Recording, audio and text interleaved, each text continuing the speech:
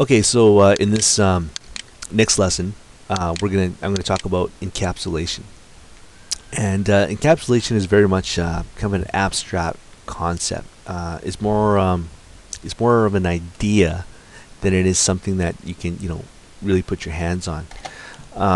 So just to review, here's what we're going to be talking about. So encapsulation is the name of it. It's a pretty fancy word for something that's actually very simple. And encapsulation is, you could replace it with easier words. Protection, hiding, okay? And I'm going to add one more. I'm going to call force field, okay? You'll see why in a second. So I'm first going to talk about something very simple: encapsulation of data, or slash properties and fields of objects.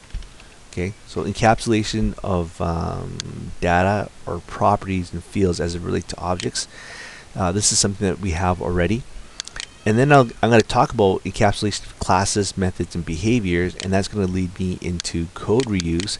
And that, in total, is kind of the whole reason why we're using object-oriented programming to make this, computer program. We'll see that towards the end of this video series. Why exactly we're torturing ourselves by doing things in this way. There's a good reason for it. Okay, so first of all, encapsulation, like I said, you could call it protection, you could call it hiding.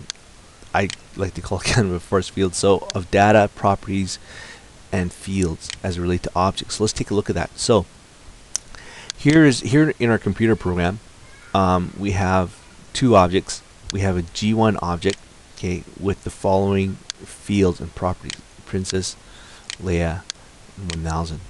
We have a V1 object, okay, and it's of the type account, ACNT, and it has these properties of fields: Darth, Vader, and 2000.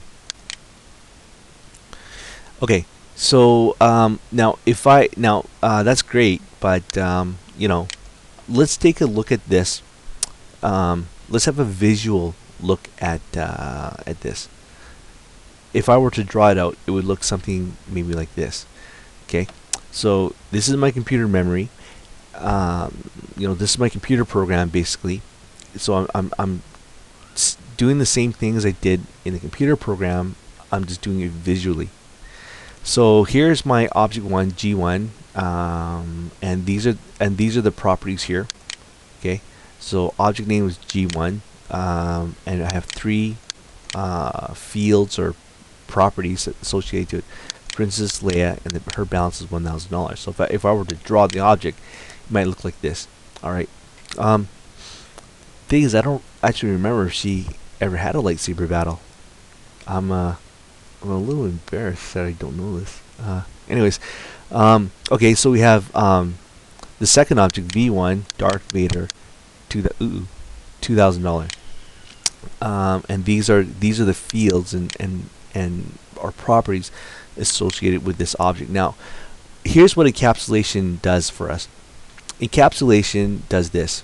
Okay, I'm going to put a force field, okay, around the Princess Leia object, and put a force field around the Darth Vader object. And in a nutshell, data. That's what data encapsulation is. There's no data leakage between here and here. There's no way the data can get mixed up between these two here. All right. So it is like putting a force. The data, as far as they know, the two objects, they can work independently from each other. Okay, they can move around, they can do whatever they want, independent from each other. Okay, and they could work simultaneously.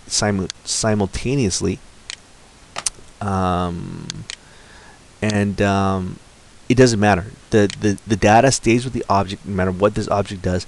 This data, okay, stays with a G1 object no matter what this object does, and they can work independently from each other. Okay.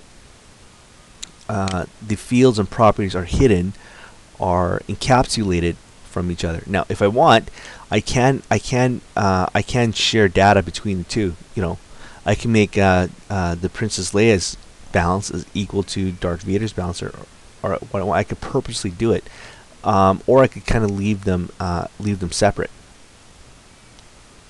So don't think about this, you know, any harder than you should have. It is as easy as you think it is. Is that we have two objects, okay? They both have properties and values. So properties and values associated with each one, and those properties or values are encapsulated or hidden or protected from the other objects. Okay, and if I really want them to share data, okay, I can do that. All right, but or not.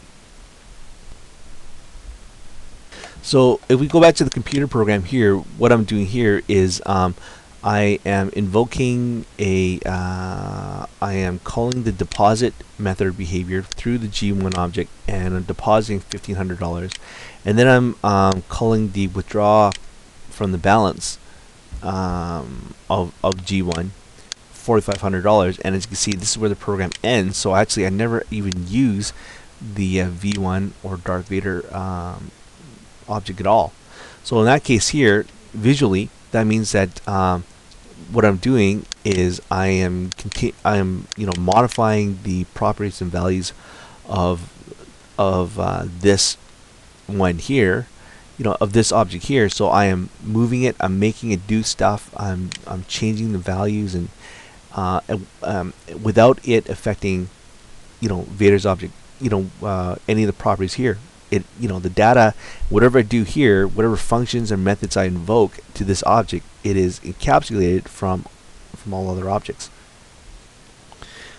Okay, now the last thing I want to talk about in this lesson, just a short little lesson on data / properties and fields of objects, encapsulation that is I want you to go into the program, and I want you to notice something here, that object-oriented program, as it relates to data and as it relates to encapsulation, it forces you to use a naming convention. Even if you have no idea what I'm talking about when I say naming convention, you're forced to use it. Now watch this. This is what I mean.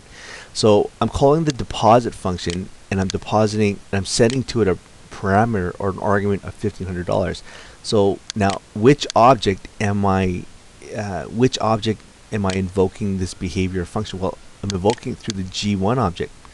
Okay, and Eclipse goes one step further. It's when you put your mouse, when you put the cursor on G1, it shows you where it was instantiated. Pretty cool. So every time I invoke a method or behavior, or access, now listen carefully to this, or access a property or field that is associated with the G1 object that happens to be a public field. Okay, I always have the object name in front of it. Now, it just so happens that in this computer program, I don't have any public fields; they're all private. So I can't access G1's fields from another program. Okay, but as you can see, like I said, object-oriented programming forces you to tell the computer which object, when you invoke a function or behavior or method, which object you're using to invoke it with. So it's just a matter of making sure that you have really good name for your objects, and then you could it will make more sense here. Now G1 is actually not a very good name. So if I call it like G1, I'm thinking like girl one. If I go PL, that might be a good idea, like Princess Leia, or I might even spell it like Leia 1 or something like that, or Leia. Okay, so P1 makes sense to me, so that's why I used it. So you can see here that if you choose a really smart name for your object, a really good and descriptive name, okay, every time you use that object, it'll basically remind you of what object is calling which function, method, or behavior. And if I had public fields, okay, instead of private fields, and which means I can access them here, again, it would be the object name and then access them here. So encapsulation object-oriented programming, it almost forces you to use a naming convention, and that's a good thing.